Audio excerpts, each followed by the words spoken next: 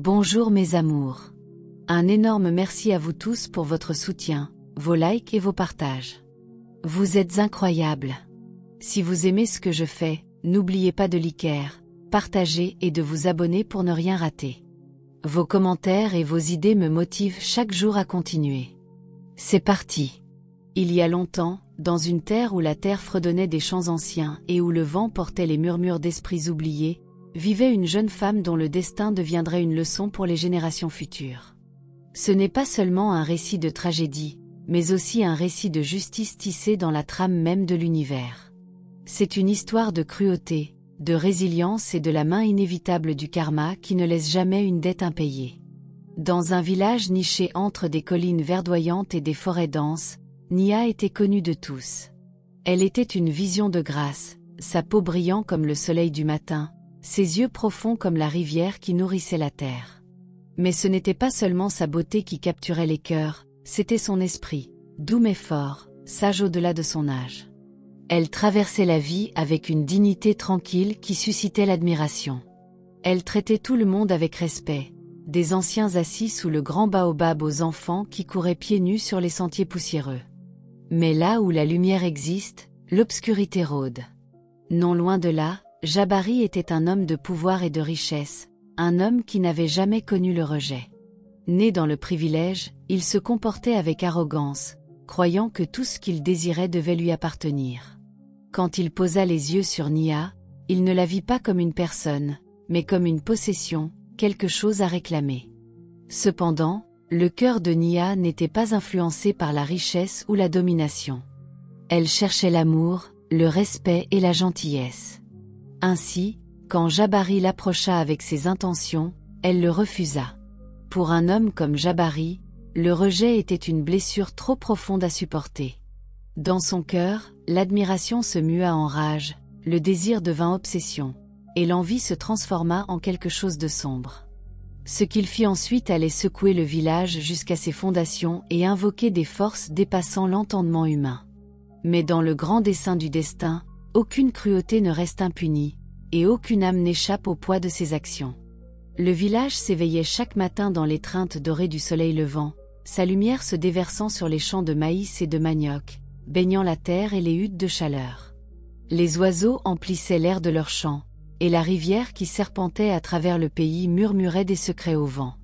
Ici, dans cette terre d'abondance et d'harmonie, vivait Nia, une femme dont la beauté était évoquée même au-delà des frontières de son village. Mais ce n'était pas seulement sa beauté qui la rendait inoubliable. Nia possédait une grâce rare, une grâce qui allait au-delà de la simple apparence.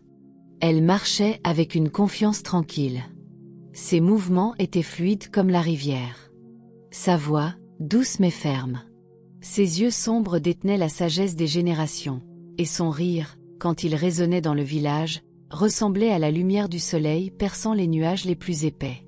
Elle était une fille de la terre, connectée à ses rythmes, comprenant ses cycles de dons et de prise. La gentillesse de Nia n'était pas une performance, mais une manière d'être. Elle traitait les aînés avec révérence, s'arrêtant toujours pour écouter leurs histoires, valorisant leurs paroles comme des écritures sacrées. Elle tressait les cheveux des jeunes filles, leur racontant des histoires de grandes reines guerrières et de sages prêtresses, afin qu'elles grandissent en sachant que la force et la douceur pouvaient coexister dans la même âme. Elle soignait les malades avec des mains douces, mélangeant des herbes dans des pots en argile, murmurant des prières de guérison comme sa mère le lui avait appris. Malgré l'admiration qu'elle recevait, Nia ne se comportait jamais avec arrogance. Elle croyait que la beauté était éphémère, mais qu'un cœur bon pouvait laisser une marque sur le monde longtemps après que l'on soit parti. Même les voyageurs de passage dans le village ne quittaient jamais sa porte les mains vides, car elle croyait que partager, c'était honorer les dieux qui donnaient si généreusement à la terre. Sa vie, bien que simple, était riche.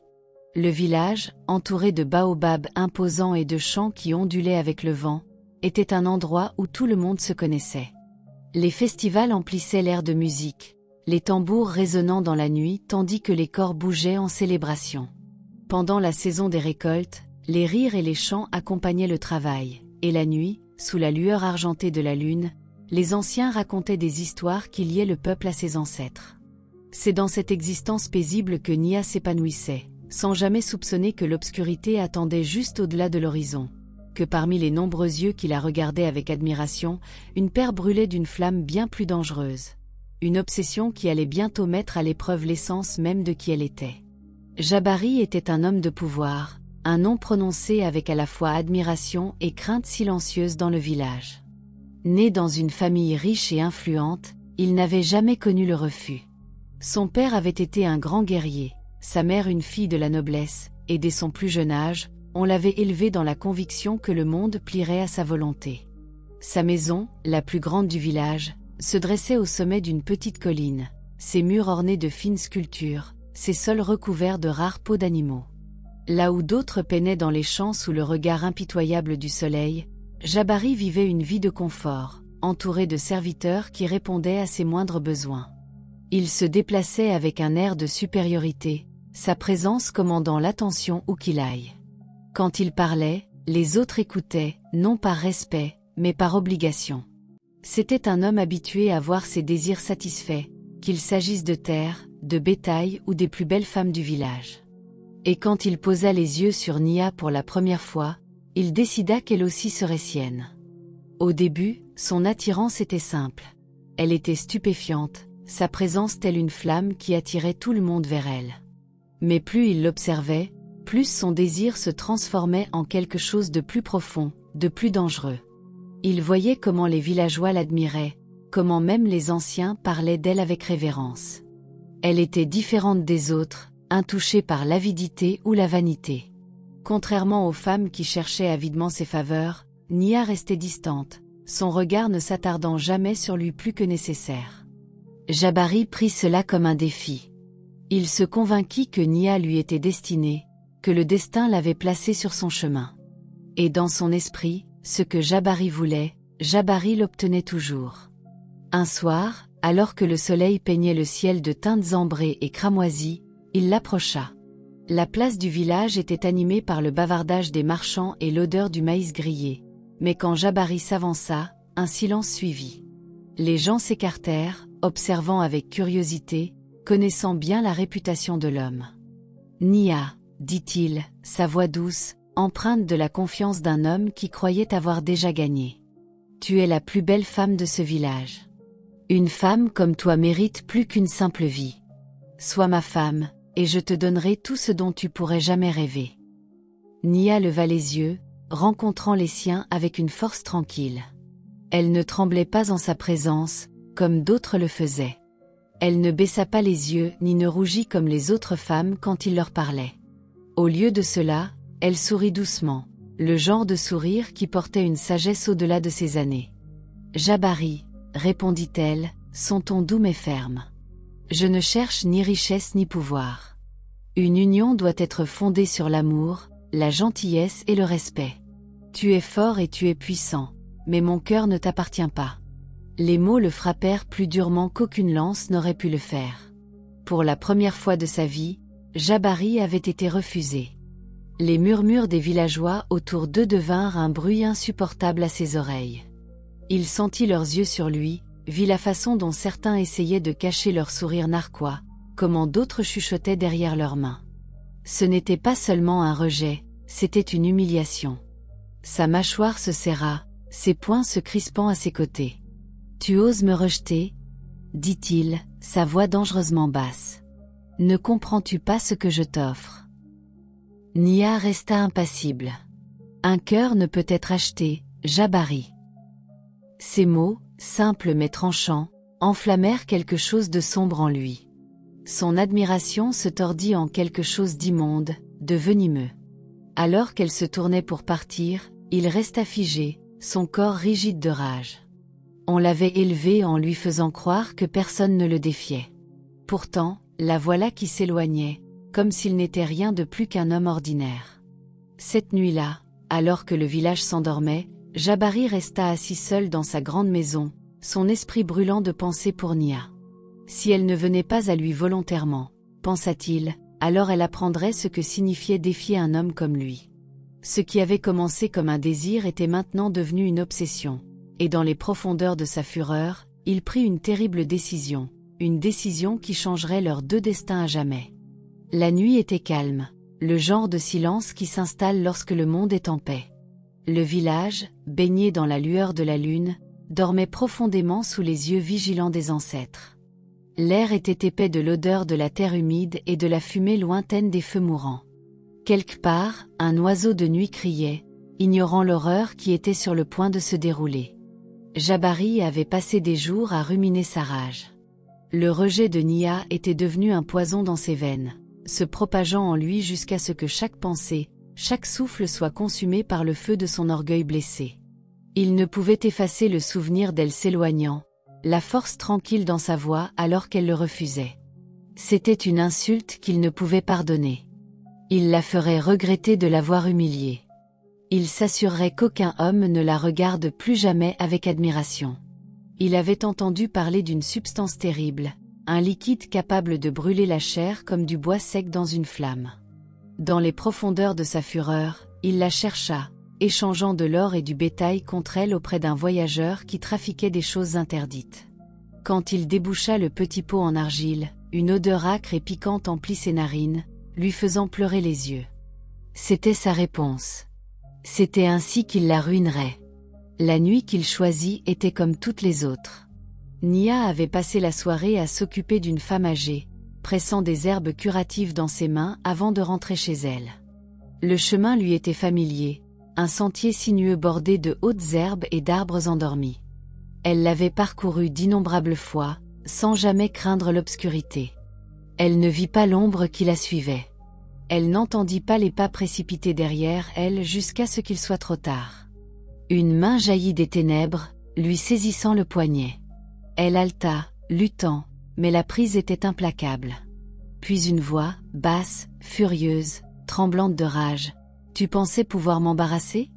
Tu pensais pouvoir me rejeter et t'en tirer indemne ?» Son souffle se bloqua. « Jabari.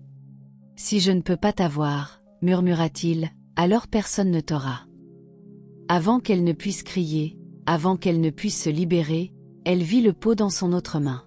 Le clair de lune attrapa le liquide à l'intérieur, puis il le lança. Le monde explosa de douleur.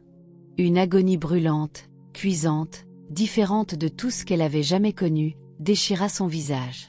C'était comme si le feu avait pris vie et dévorait sa chair, s'enfonçant dans sa peau, ses os. Elle hurla, un son si brut et rempli de souffrance qu'il envoya des frissons dans la nuit. Elle tomba au sol, serrant son visage, se tordant tandis que l'acide faisait son œuvre cruelle. Le liquide sifflait en faisant fondre sa peau. Sa vision se brouilla, son esprit incapable de traiter l'horreur. La douleur était insoutenable, comme des couteaux la tailladant encore et encore. Elle hurla de nouveau, ses cris traversant le village comme l'âme en peine d'un esprit. Des lumières vacillèrent dans les huttes, des portes s'ouvrirent brusquement, des voix s'élevèrent dans la panique alors que les villageois se précipitaient vers le son de la souffrance. Jabari ne resta pas pour assister à ce qu'il avait fait. Il recula, le souffle lourd, les mains tremblantes. Même dans sa folie, il savait que ce qu'il avait fait ne pourrait jamais être défait. Il se tourna et s'enfuit dans l'obscurité, laissant Nia derrière lui, brisée, brûlante et hurlante sous le regard froid de la lune. Le premier à l'atteindre fut un homme âgé qui la connaissait depuis l'enfance. Son halètement fut avalé par la nuit alors qu'il tombait à genoux à côté d'elle. D'autres suivirent, les torchers illuminant la scène terrible. La Nia autrefois belle était méconnaissable, son visage, sa peau fondue, tordue en quelque chose qui ne ressemblait plus à la femme qu'ils avaient aimée. L'acide avait volé non seulement sa beauté, mais l'essence même de ce qu'elle avait été. Des femmes gémissaient, les mains couvrant leur bouche d'horreur. Des enfants s'accrochaient à leur mère, les yeux écarquillés de peur. Certains hommes se précipitèrent dans l'obscurité, appelant Jabari, mais il était déjà parti. Les cris de Nia s'étaient estompés en sanglots étouffés, sa voix rauque de douleur. Ses doigts s'enfonçaient dans la terre, son corps tremblant violemment. Elle ne savait pas ce qui lui était arrivé, mais elle savait, au plus profond de son âme, qu'elle ne serait plus jamais la même. Elle avait été punie pour sa force, pour son refus de se soumettre, et maintenant, alors que la nuit s'étirait sans fin autour d'elle, elle souhaita pour la première fois de sa vie ne jamais être née. Nia dérivait entre veille et obscurité, prise dans un cycle d'agonie qui ne semblait jamais finir. Le monde était devenu un lieu de douleur insupportable, un feu qui lui rongeait la chair longtemps après que l'acide eut fait son pire. Les jours passèrent dans un flou de prières chuchotées et d'odeurs d'herbes écrasées. Des mains soignaient ses blessures, des mains douces et prudentes, mais aucun soin ne pouvait défaire ce qui avait été fait. Son visage, autrefois la fierté du village, était maintenant un champ de bataille de cicatrices. L'acide y avait gravé sa cruauté, laissant derrière lui une chair tordue, des plaques rouges à vif et des blessures profondes qui ne guériraient jamais vraiment. Là où son reflet avait autrefois montré beauté et chaleur, l'eau dans le bol en argile reflétait maintenant quelque chose de monstrueux. La première fois qu'elle vit son visage, son cri fit s'envoler les oiseaux des arbres. Le village pleurait pour elle, mais leur chagrin était teinté d'autre chose, la peur. Au début, ils vinrent par vagues, apportant des offrandes de nourriture et de tissus, marmonnant des condoléances. Mais bientôt, les visites devinrent moins fréquentes. Les chuchotements remplacèrent la sympathie. Elle était trop fière, murmuraient certains. Peut-être était-ce le destin qui l'humiliait. Les enfants la regardaient de loin, leurs grands yeux remplis de terreur. Certains couraient en la voyant, et les hommes qui l'avaient autrefois admirée ne croisaient plus son regard. Nia ressentait tout, la pitié, la révulsion, les mots non dits qui s'accrochaient à l'air comme de la fumée. Elle avait été la fierté du village, la femme dont on parlait avec admiration. Maintenant, elle était un fantôme, une histoire édifiante de ce qui arrivait quand on défiait un homme puissant. Elle se replia sur elle-même, parlant à peine, mangeant à peine. Elle restait assise dans l'ombre de sa hutte, fixant le sol, immobile pendant des heures. Elle refusait de sortir, refusait de laisser le soleil toucher son visage ruiné. Que lui restait-il maintenant? Si la beauté était la première chose que les gens voyaient et que la sienne avait disparu, existait-elle encore? Les jours se transformèrent en semaines. Elle arrêta de compter. Sa mère, son unique pilier de force, refusa de la laisser sombrer. Elle s'asseyait à côté de sa fille chaque nuit, lui brossant les cheveux comme elle le faisait quand Nia était enfant, chantant de vieilles chansons de guerriers, de femmes qui avaient affronté des épreuves impossibles et étaient restées debout. « Tu es plus que ton visage », murmura-t-elle une nuit, sa voix ferme. « Tu es toujours Nia. Tu es toujours la fille de cette terre. » Nia ne répondit pas, mais au fond d'elle, une graine de quelque chose germait. Elle avait été forte autrefois. Pourrait-elle être à nouveau forte? Pourrait-elle trouver un moyen de vivre dans un monde qui la regardait maintenant avec peur au lieu d'admiration? Elle ne connaissait pas la réponse, mais elle savait une chose. Elle ne pouvait pas rester dans l'obscurité pour toujours. Le village n'avait pas oublié ce que Jabari avait fait, mais sa richesse et son influence projetaient une longue ombre. La justice, semblait-il, était un privilège pour les puissants. Certains hommes parlaient à voix basse, serrant les poings, jurant que si les anciens n'agissaient pas, ils prendraient les choses en main. Mais la peur de la portée de sa famille les retenait. Jabari, impénitent, traversait le village comme si de rien n'était. Il se comportait avec la même confiance, les épaules carrées, le menton haut. Mais quelque chose avait changé. Les salutations qu'il accueillait autrefois avec chaleur étaient maintenant raides et forcées. L'admiration dans les yeux des gens s'était ternie en autre chose. Malaise, ressentiment silencieux. Au conseil du village, où les anciens se réunissaient sous le grand baobab, la colère grondait. Certains exigeaient une punition, d'autres hésitaient, sachant que la famille de Jabari avait des liens profonds avec la terre, avec les marchands qui apportaient la prospérité à leur peuple. Une décision fut retardée. Mais un ancien, le plus sage d'entre eux, secoua simplement la tête. Sa voix, profonde et stable, traversa l'air. « Il y a des forces plus anciennes que ce village, » dit-il, « plus anciennes que les hommes qui se croient intouchables. Aucun mal ne reste impuni. Si la justice ne vient pas de nos mains, elle viendra des mains du destin lui-même. » Et puis, les murmures du karma commencèrent. Au début, c'était de petites choses, facilement ignorées. Une tempête ruina une partie de la récolte de Jabari, quelque chose qui ne s'était pas produit depuis des années. Une affaire commerciale qui aurait dû lui rapporter une grande richesse échoua lorsque le marchand avec qui il travaillait fut pris dans un scandale. Puis les malheurs s'accentuèrent. Ses alliés les plus fiables commencèrent à se retourner contre lui, doutant de son leadership, remettant en question son jugement. Les accords qui se concluaient autrefois sans effort lui glissaient maintenant entre les doigts. Les mêmes personnes qui avaient autrefois ri à ses blagues évitaient maintenant son regard. Son arrogance, qui avait toujours attiré les gens à lui comme des papillons vers la flamme, les repoussait maintenant. Les hommes du village ne cherchaient plus sa compagnie. Les femmes qui s'étaient autrefois jetées à ses pieds chuchotaient dans son dos, parlant de la méchanceté qu'il avait commise. La chute était lente, mais elle arrivait. Jabari gardait toujours la tête haute, essayant toujours de se convaincre qu'il était intouchable. Mais au cœur de la nuit, quand personne ne regardait, il sentait le poids de quelque chose d'invisible peser sur lui. Quelque chose venait pour lui. Il ne savait juste pas quoi. La nuit était épaisse d'un silence étrange, le genre qui faisait même paraître les arbres retenir leur souffle.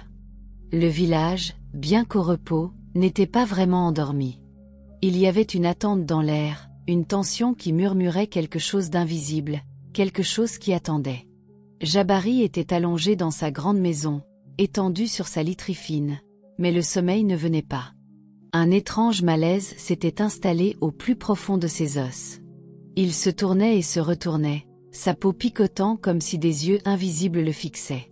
Le vent dehors hurlait à travers les arbres, transportant des voix basses, des voix chuchotantes qui lui envoyèrent un frisson le long de la colonne vertébrale. Puis vint la douleur. Au début, elle était subtile, une sensation de brûlure au bord de son visage. Il se redressa, se frottant la mâchoire, mais la sensation ne fit que croître. Une chaleur plus profonde se répandit sur sa peau, et elle se transforma en agonie. Il haleta, titubant sur ses pieds, le souffle court. Ses mains tremblaient alors qu'il attrapait le miroir en laiton poli qui se trouvait dans le coin de sa chambre. Ce qu'il vit glaça son sang. Son reflet changeait sous ses yeux. Le visage lisse et fier qui avait autrefois attiré l'admiration était maintenant marqué de taches sombres, sa peau bouillonnant comme si quelque chose d'ignoble y festrait. Ses doigts tracèrent les plaies grandissantes, et un cri déchira sa gorge alors que la chair sous son toucher s'effritait comme de la cendre. Les esprits s'étaient réveillés. Au plus profond de la nuit, l'ancien du village s'agita dans son sommeil. Il se redressa, ses mains ridées pressant la natte sous lui. Ses os lui faisaient mal, mais la douleur n'était rien comparée au poids dans sa poitrine. Il avait déjà vu cela, dans les histoires transmises de génération en génération, dans les avertissements gravés sur les pierres sacrées près de la rivière. Les esprits de la justice se sont levés, murmura-t-il. Ils ont entendu les cris de Nia. Le lendemain matin, le village bourdonnait de murmures. Les serviteurs de la maison de Jabari coururent dans les rues, leurs visages pâles de peur. La nouvelle se répandit rapidement. Jabari était malade, frappé par quelque chose de surnaturel. Certains chuchotaient qu'il avait été maudit. D'autres craignaient la colère des ancêtres. Quand il émergea enfin, les gens reculèrent. L'homme qui s'était autrefois porté avec une fierté inébranlable titubait maintenant comme un animal blessé. Sa peau autrefois impeccable pelait, son visage portant des cicatrices grotesques, étrangement similaires à celles qu'il avait infligées à Nia. Sa voix autrefois puissante était rauque, sa respiration laborieuse. Les villageois n'avaient pas besoin de mots pour comprendre. Ce n'était pas une simple maladie. C'était un jugement. Sa richesse aussi commença à s'effriter comme du sable glissant entre ses doigts. Les marchands qui avaient autrefois cherché sa faveur lui tournaient maintenant le dos. Ses entreprises échouèrent. Son bétail tomba malade. Ses champs, autrefois fertiles, refusaient de donner des récoltes. Les esprits l'avaient dépouillé de tout, tout comme il avait dépouillé Nia de sa dignité, de sa beauté, de son avenir. Un par un, les gens l'abandonnèrent. Même ses alliés les plus proches chuchotaient dans son dos, méfiant de la force invisible qui l'avait marqué. Personne ne voulait être près d'un homme que les esprits avaient condamné. Jabari, autrefois craint, autrefois vénéré, errait maintenant dans le village comme une ombre de lui-même. Le pouvoir qu'il avait exercé, la richesse qu'il avait étalée ne signifiait plus rien. Il s'était moqué du destin. Il s'était cru intouchable. Mais aucun mal ne reste impuni. Au début, Nia ne croyait pas pouvoir un jour remarcher parmi les gens. Le poids de leurs regards, la pitié dans leurs yeux, c'était trop à supporter. Mais le temps, comme le flux constant de la rivière, continua d'avancer, et avec lui, quelque chose en elle commença à changer. Elle avait passé trop de temps piégée dans le chagrin, permettant à la cruauté d'un seul homme de la définir. Mais n'était-elle pas toujours Nia? Les cicatrices sur son visage enlevaient-elles la gentillesse de son cœur, la sagesse de son esprit, le feu de son âme? Elle ne les laisserait pas faire. Cela commença par de petits pas. Un jour, elle s'assit devant sa hutte, laissant le soleil du matin réchauffer sa peau. Le lendemain, elle marcha jusqu'au marché, ignorant les voix étouffées autour d'elle. Elle ne couvrit pas son visage. Elle ne se cacha pas. Et puis, elle commença à aider. Elle s'asseyait avec les malades, apaisant leur douleur avec la connaissance des herbes curatives transmises de génération en génération. Elle enseignait aux jeunes filles du village, non pas la beauté, mais la force, comment lire la terre, comment tisser, comment se tenir avec une dignité qu'aucun homme ne pourrait voler. Les chuchotements qui l'avaient autrefois suivie changèrent. Elle n'était plus une victime, une histoire édifiante. Elle devint autre chose, un témoignage vivant de la survie. Un jour, une jeune fille s'approcha d'elle, les yeux écarquillés et incertains. « Est-ce que ça fait mal ?» demanda-t-elle, tendant la main pour toucher le bord des cicatrices de Nia. Nia s'agenouilla devant elle, prenant la petite main de l'enfant dans la sienne. « Oui, » dit-elle honnêtement. « Mais la douleur n'est pas la fin d'une histoire. C'est seulement le début d'une nouvelle. » Et le village écouta. Là où ils l'avaient autrefois plainte, maintenant ils l'admiraient. Là où ils avaient autrefois détourné le regard avec gêne, maintenant ils croisaient son regard avec respect. Le jour où elle traversa le village et ne vit plus de peur dans leurs yeux, seulement de la révérence, elle sut qu'elle avait gagné. Non par la vengeance, non par la haine, mais par la résilience. Jabari, autrefois l'homme le plus puissant du village, errait maintenant aux abords comme un esprit maudit. Sa peau, autrefois lisse et admirée, n'était plus qu'un patchwork de décomposition et de pourriture. Son corps, autrefois fort et imposant, s'était ratatiné en une enveloppe frêle. Il n'avait plus rien, ni richesse, ni alliés, ni pouvoir. Il titubait dans les rues, ses pieds traînant dans la poussière. Les villageois ne chuchotaient plus de peur à son sujet. Au lieu de cela, ils détournaient le regard, ne voulant pas croiser les yeux d'un homme si complètement ruiné par ses propres actes. Certains le plaignaient. D'autres se souvenaient de Nia et savaient que sa souffrance n'était pas un malheur. C'était la justice. Le désespoir le rongeait.